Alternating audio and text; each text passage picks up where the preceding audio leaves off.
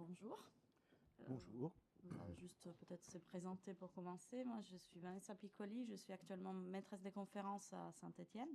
Mais avant cela, j'ai passé un certain nombre d'années à ICAR, dont quelques années pour des contrats postdoctoraux, dans les cadres desquels j'ai participé à la recherche qu'on vous présente aujourd'hui. Et je m'appelle Pierre-Alex. Je suis designer industriel et designer d'interaction. J'interviens principalement dans le domaine du care, de la santé, de la rééducation, de l'éducation. Et j'ai une agence de design qui s'appelle Distorsion. Et c'est dans ce cadre que j'ai accompagné ICAR pour ce projet. Le projet donc s'appelle Audimedi, ce qui est un acronyme pour Outils digitaux sur l'interprétariat médico-social.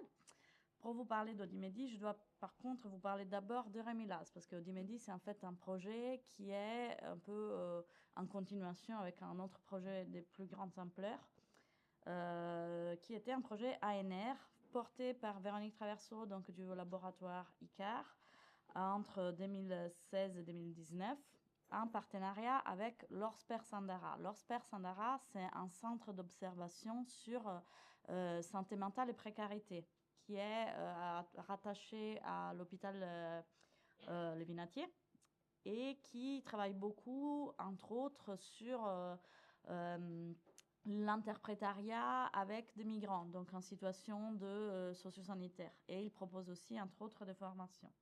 Donc ça, c'est pour cadrer un petit peu. Donc dans ce projet Remilaz, qu'est-ce qu'on a fait? On a voulu étudier la communication entre soignants et patients migrants, avec interprète ou sans interprète.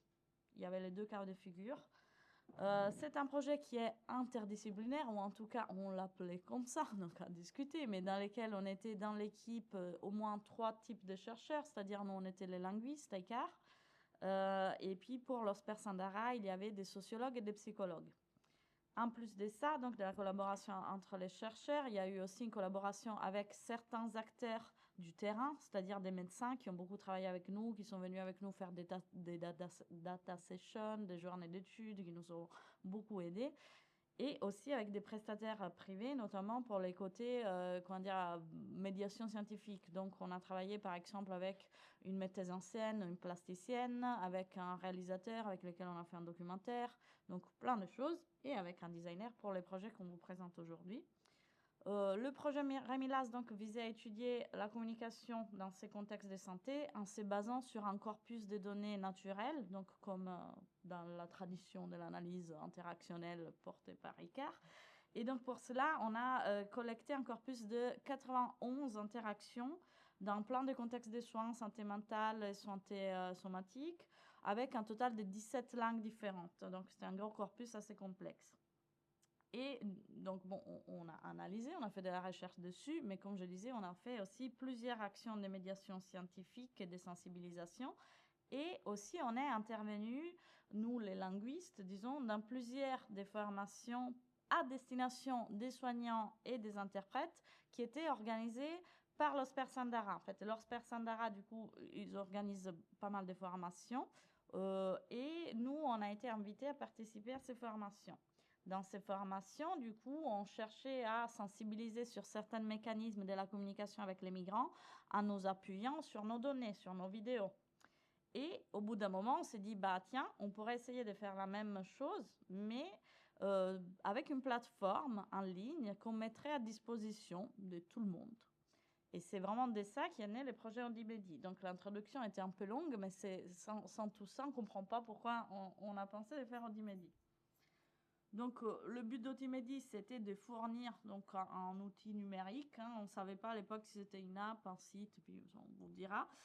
Pour les interprètes et les personnels sociosanitaires, dans laquelle on puisse transposer ce qu'on faisait déjà dans les formations en face à face. Et donc, essayer d'utiliser la méthodologie interactionnelle, mais en la rendant suffisamment accessible pour que des gens puissent arriver à s'y repérer sans nécessairement un formateur, ou en tout cas sans un formateur linguiste.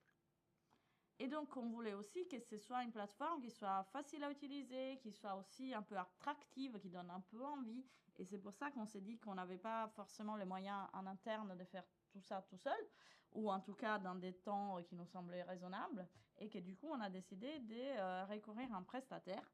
Et on a donc sollicité Pierre, qui nous a aidés tout le long, en fait, à partir du moment où on l'a sollicité. Donc, il y a eu d'abord la réflexion collective. On a répondu à un appel qui nous a permis d'avoir un financement, notamment un financement IDEX Lyon Pulsalis. Et à partir de là, tout le reste, on a fait ensemble. Donc, effectivement, souvent, quand on travaille sur un projet d'un produit, parce que quand on est designer, on fait des produits en général, que ce soit des produits qui soient purement numériques ou des produits tangibles, comme ce micro par exemple. On commence par se demander comment est-ce qu'il va être utilisé. Enfin bon, ça fait pas très longtemps qu'on fait ça, mais depuis quelques temps, dans le design, quand on se pose la question de l'expérience que vont vivre les gens, on se pose la question de comment est-ce que les gens se retrouvent à utiliser les produits qu'on design. Et donc, pour étudier ces expériences des utilisateurs, on réalise ce qu'on appelle des études d'usage ou de la UX Research, ça porte plusieurs noms en fonction des chapelles. Voilà. Mais donc, on a commencé par mettre en place une démarche comme ça, qu'on a cadrée, parce que moi, j'en suis pas expert de ce genre d'approche. Les profils scientifiques sont souvent plus, avec plus de précision et sans rien oublier. Et donc, on a recruté pour le cas de ça Leslie Lemarchand, donc, qui était ingénieur d'études, avec laquelle on a co-construit cet aspect méthodologique et qui a fait réaliser tous les entretiens. Ensuite, on a réalisé un design sprint, c'est-à-dire que sur la base de la connaissance qu'on avait récupérée au cours de cette étude, de comment les gens se comportaient face à des systèmes numériques et qu'est-ce qu'il fallait qu'est-ce qu'on avait comme indice pour concevoir correctement ces designs. On a réalisé un design sprint, donc c'est une méthodologie qui nous vient de la Californie, comme beaucoup de choses dans mon métier, et qui consiste à mettre tous les acteurs d'une équipe autour de la table pendant une semaine pour co-concevoir ensemble le produit, donc avec des parties dans lesquelles on est plus en divergence et des parties dans lesquelles on est plus en convergence. Et puis finalement, après ça, il y a toujours beaucoup de travail de production, de finalisation du design avant de pouvoir transmettre des maquettes qui soient correctes aux développeurs, n'est-ce pas? Et notamment, là, ici, ça a été un travail qu'on a fait sur le fait d'adapter les contenus, de choisir correctement les contenus et leur forme. Voilà. Et puis finalement, on a eu cette stade de finalisation et de développement informatique. Et puis on avait pensé avoir une phase plus de diffusion, de communication. On avait prévu plein d'initiatives, mais c'était pile au moment du Covid. Donc c'est sûr que c'est quelque chose qui est un peu pénalisé, en tout cas la visibilité de la plateforme. Mais sur ça, on pourra y revenir. Donc voilà, avec Leslie, on a été voir 11 professionnels en leur proposant différents scénarios d'usage. Et les résultats qu'on a fait à partir de ces entretiens, ça a été assez intéressant. On va les partager avec vous. Donc, premièrement, on a une absence pour le moment de formation professionnelle adaptée à ces situations de plurilinguisme dans les situations de santé. On a un public qui est en manque de temps, surtout les soignants. Donc voilà, non, moi j'ai pas trop le temps. Ça a été le verbatim récurrent qu'ils nous ont dit, ce que nous ont pas dit les interprètes. Et des gens qui se déplacent de plus en plus, notamment du côté des interprètes. Une totale fin de non-recevoir pour les scénarios dans lesquels on demandait dans quelle mesure il était possible de payer pour cette formation. Pour différentes raisons, c'était des scénarios qu'on avait voulu tester. Et bien, il fallait pas. Voilà, c'était pas hors de question. Il y avait des possibilités d'organiser des formations en interne, donc c'était une volonté dont se sont saisis notamment les soignants. Et puis, beaucoup de différences dans les pratiques numériques en fonction des utilisateurs. Donc, ce à quoi ça nous a amené, c'est à imaginer une offre de formation qui était concise, rapide, gratuite, facilement utilisable sur smartphone, ce qu'on n'avait pas forcément envisagé dans un premier temps, et qui avait pour utilisateurs principaux les interprètes, même s'il devait permettre également une utilisation à de nombreux publics, notamment dans le cadre de formation. Ça, c'est un point de détail, mais bien hiérarchiser les gens à qui on s'adresse quand on fait du design, c'est un des points essentiels, parce que quand on essaie de s'adresser à tout le monde, bah, généralement, on tape un peu à côté de tout le monde. Donc voilà, donc là, c'est vrai que ça a été un des points d'achoppement. Voilà, finalement, bon, on est arrivé sur un compromis avec l'équipe. C'est ça. Ouais. Tout à fait.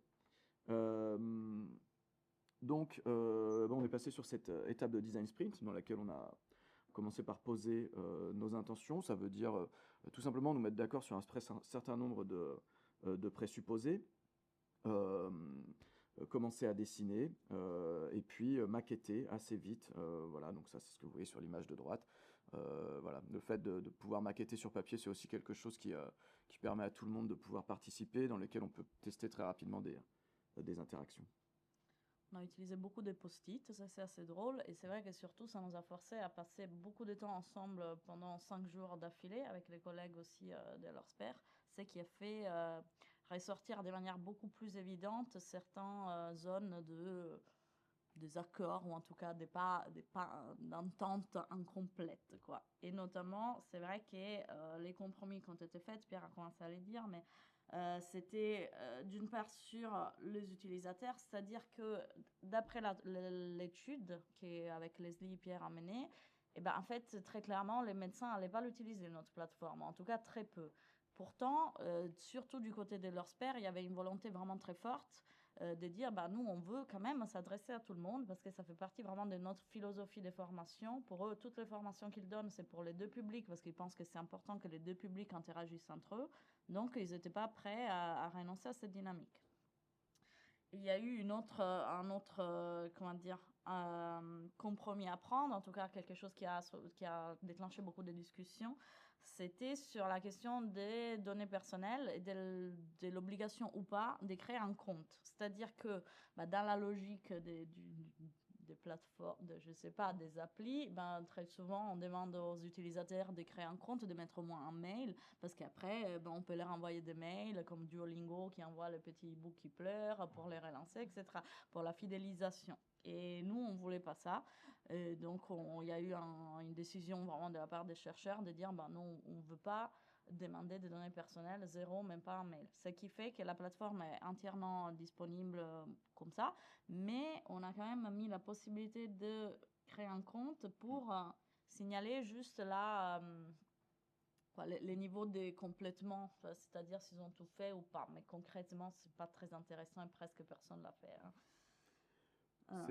Dans ce cas-là, c'est pour préciser, c'est vrai que souvent les entreprises vous demandent de créer des comptes juste pour le plaisir de pouvoir revendre vos données à des tiers. Donc, ce n'était pas bien évidemment le cas dans ce cas-là, mais simplement, effectivement, l'idée de pouvoir créer une relation de long terme avec l'usager, ça veut dire qu'on peut commencer la formation voilà, début mars, et puis début avril, on le relance par un mail en lui disant « Ah, tu sais qu'il te reste de la formation à compléter ».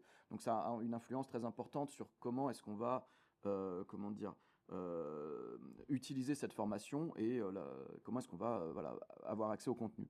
Donc le fait de ne pas avoir de compte, ça veut dire qu'on a aussi privilégié des dispositifs de design qui allaient amener les gens à rester sur la plateforme le plus longtemps possible, voilà, en se disant bon bah peut-être que finalement ce sera juste un one shot comme on dit, et la personne va en une après-midi consommer entre guillemets toute cette formation et ce sera fait, voilà, plutôt que de vouloir lui proposer des séances de 15 minutes espacées régulièrement. Il faut dire aussi qu'on ne savait pas si quelqu'un allait pouvoir s'occuper aussi éventuellement de cette comment dire, fidélisation, en tout cas de rester derrière la plateforme. Et a posteriori, du coup, je pense qu'on a bien fait de ne pas les faire parce que concrètement, avec les Covid, des changements dans l'équipe, etc., il n'y aurait eu personne pour continuer à porter les projets. Ça aussi, on y reviendra. C'est vraiment une des limites qu'on a rencontrées. Dans tous les cas, au niveau donc un peu technique, finalement, on a fait une plateforme et pas une appli. Tu veux dire pourquoi on n'a pas fait une appli? Pour différentes raisons, mais notamment pour des raisons d'accessibilité et puis des raisons de maintenance également, parce que c'est vrai que c'était le maintien d'applications dans le long terme est plus difficile que le maintien de ce qu'on appelle des PWA, Progressive Web App. Donc voilà, celle-ci, dans le scénario, c'est assez simple. Vous recevez une newsletter. Dans cette newsletter, on vous dit « Ah, le laboratoire de recherche ICAR propose une formation gratuite. » Et voilà, d'un simple clic, vous y avez accès. Vous n'avez pas besoin d'installer l'application, tout simplement. Ouais. Et donc, au niveau technique, ben, c'est l'informaticien du coup qui s'en est occupé, mais on a cherché à faire des choses qui demandaient peu de maintenance parce qu'on savait déjà qu'on pourrait sans doute pas s'en occuper. La phase de sélection des contenus, bah, ça nous a pris un bon bout de temps aussi. Là, c'est l'équipe de chercheurs notamment qui a choisi les contenus, mais pour l'adaptation, on a beaucoup travaillé avec Pierre. Nous, on est parti de nos articles, de nos recherches, donc on a notamment sélectionné 7 noyaux thématiques, donc je vais vous les présenter après. Mais surtout, en fait, dès le départ, nous, on savait qu'on voulait vraiment essayer de proposer quelque chose fondé sur notre méthodologie, qui est donc l'analyse interactionnelle, qui est du coup une méthode qui s'appuie sur des données naturelles, c'est-à-dire des vraies situations qu'on a filmées pour des vraies.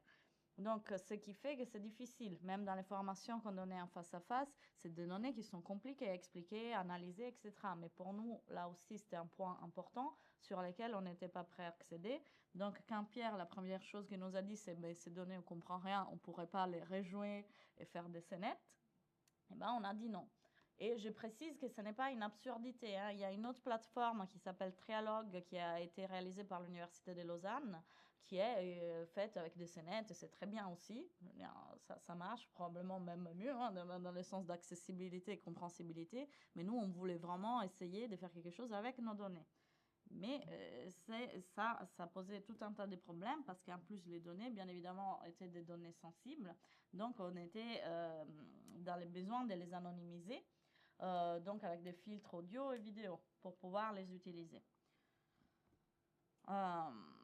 Donc, comme l'anonymisation rendait ces données très difficiles à lire, à comprendre, on a eu tout un travail dans lequel Justine Lascar, si présente, a beaucoup participé.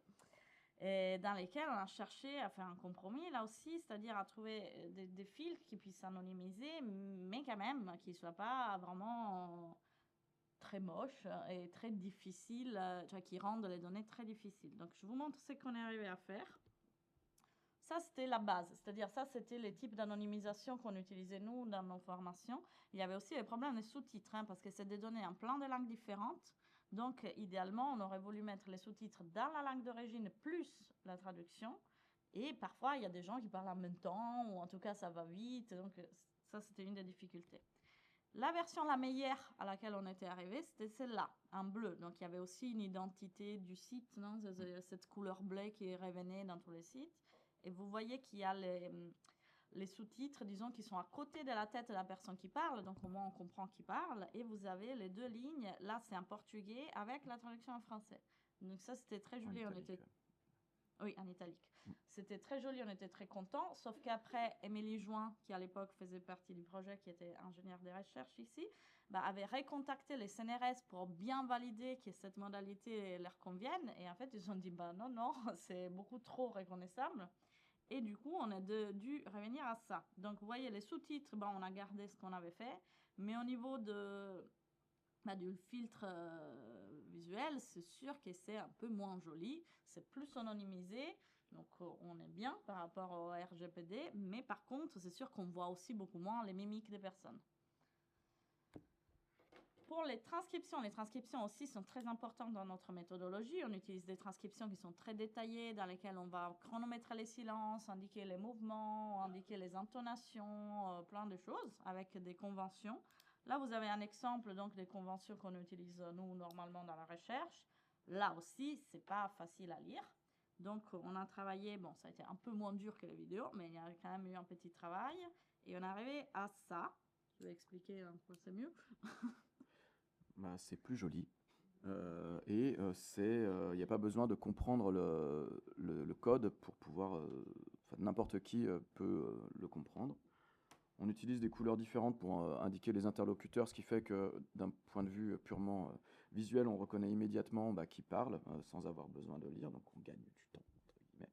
On perd un peu en rigueur scientifique parce que, par exemple, on met des points d'interrogation pour montrer les questions, ce qui est bien sûr plus clair, mais qui n'est pas tout à fait cohérent avec notre méthodologie de départ. Donc, on a quand même cédé sur certains points. Ouais. Et donc, pour les contenus, on est parti de 7 phénomènes interactionnels, donc cet aspect de nos analyses. Donc, pour chacun, on a créé du coup un chapitre de formation. Pour chaque chapitre de formation, vous avez 2 ou 3 vidéos. Le travail d'adaptation, bien évidemment, a consisté à rendre plus compréhensibles les analyses au niveau aussi du langage. Donc, on a essayé d'éviter les termes complexes, le métalangage, les jargons scientifiques, mais quand même, on a voulu laisser certains termes qui nous semblaient importants, mais on les a du coup expliqués dans un glossaire. On a décidé de présenter l'analyse par participant, c'est-à-dire que normalement, dans nos articles, on a une analyse qui est séquentielle, donc on a à la ligne 1, c'est pas ça, à la ligne 2, à la ligne 3, à la ligne 4. On s'est dit que pour cette plateforme, ça serait sans doute plus clair, plus facile de dire ce qui fait les patients, ce qui fait les médecins, ce qui fait l'interprète. Et aussi, on a... Tout simplement pour que chacun puisse facilement se concentrer sur son rôle, mais qu'il puisse aussi se mettre à la place des rôles des autres s'il le souhaite. Et aussi, on a ajouté une section enjeu, donc un peu de contextualisation, et surtout une section recommandation. Celle-là aussi, pour nous, c'était un peu compliqué, parce que globalement, on cherche à jamais être dans une posture de bonne pratique. On ne donne pas les bonnes pratiques, mais en même temps, on sait qu'en formation, c'est ce qui est le plus demandé. C'est-à-dire, oui, très bien, mais du coup, qu'est-ce qu'on doit faire? Donc là, on a quand même mis une section recommandation qui reste un peu light, c'est-à-dire on se positionne jamais trop, mais en tout cas, on met en avant ce qui nous semble être positif dans les données qu'on analyse. Et pour finir, il y a eu dans notre liste des phénomènes, nous on avait des termes pour les définir qui étaient des termes de la recherche. Il y a eu un travail de personnalisation pour les présenter d'une façon compréhensible, avec aussi une identité graphique, on peut dire ça? Oui, tout à fait. Donc typiquement, les 2 exemples qu'on donne ici, le phénomène de la séquence dyadique, c'est quand 2 personnes se mettent à parler ensemble dans une conversation où il y a d'autres interlocuteurs.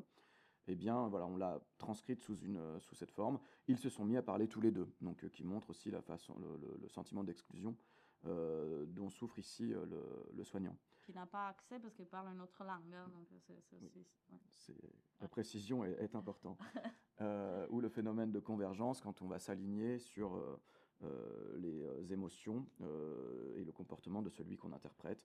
Voilà, et donc on a à chaque fois essayé de montrer ça d'un point de vue autant d'une phrase qui résonne pour la personne qui est censée se former à ce sujet, et de l'illustrer par un jeu de pictos qui permettait de comprendre le contenu en un clin d'œil. On pourra peut-être vous montrer rapidement le site à la fin. Donc la plateforme, elle est encore là, elle marche. Donc vous pouvez y aller, c'est gratuit, vous pouvez le diffuser à qui vous voulez. Quelles sont ses limites? Nous, on était quand même satisfaits de ce qu'on est arrivé à faire. On trouve que c'est joli, que ça marche bien, que ça a une valeur. Mais je vais quand même mettre en avant ici plutôt les points problématiques, parce qu'il me semble que c'est les plus intéressants finalement.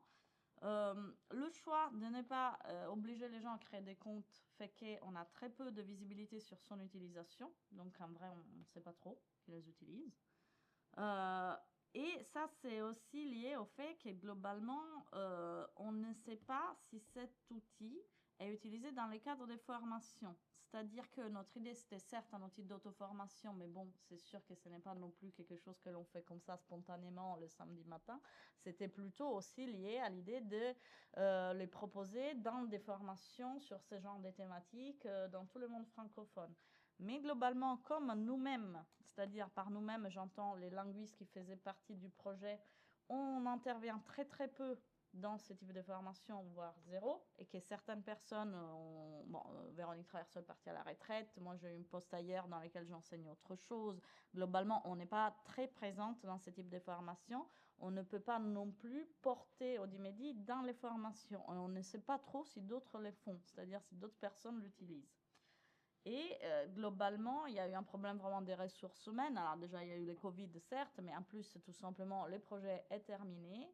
Et il n'y a pas eu quelqu'un qui puisse vraiment continuer à porter les projets. Donc aujourd'hui, c'est moi qui fais cette présentation. Mais concrètement, en vrai, ça fait plusieurs années que je suis en train de travailler sur autre chose. Donc ça m'intéresse toujours, bien sûr. Mais je ne suis pas non plus vraiment la porteuse du projet. Il n'y a pas de porteur. Et c'est pour ça aussi que finalement, on ne peut pas trop le relancer, le diffuser facilement parce qu'on ne sait pas qui pourrait s'en occuper. Donc, les perspectives, c'est pour ça ils ont un point d'interrogation. Potentiellement, c'est un outil qui est là, qu'on pourrait utiliser, que je pense pourrait avoir un intérêt. Mais du coup, je ne sais pas trop concrètement comment on pourrait faire ça. Je vais rajouter quelque chose. Après, je pense que de ça, on n'en parlera rien dans la table ronde, hein, mais... Et donc, pour finir, peut-être, je vous le montre quand même, rapidement. Mais on a fini, hein, Attention. Attends, on te voit pas. Ah, ok. Attends, c'est moi.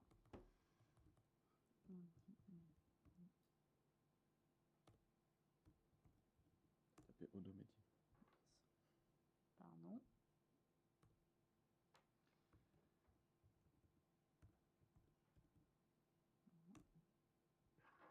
Mais on le voit pas, donc comment je fais? Je le déplace.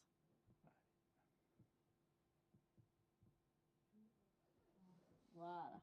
Mais vous pouvez y aller, hein, normalement vous devrez pouvoir le voir facilement sur vos téléphones et tout ça. Donc quand vous arrivez, alors là on a quand même laissé l'anonymisation jolie seulement pour cette première image. Et puis vous descendez, vous avez une présentation, vous faites commencer et là vous avez les différents chapitres. Donc pour chaque chapitre, vous avez un jeu vidéo recommandation. Vous avez les vidéos, donc bon, déjà j'arrive pas à lancer, mais normalement vous voyez la vidéo, à la fin il y a l'analyse, etc. Et puis là-haut, vous avez les glossaires aussi. Donc par exemple, Exchange Diadique. Merci.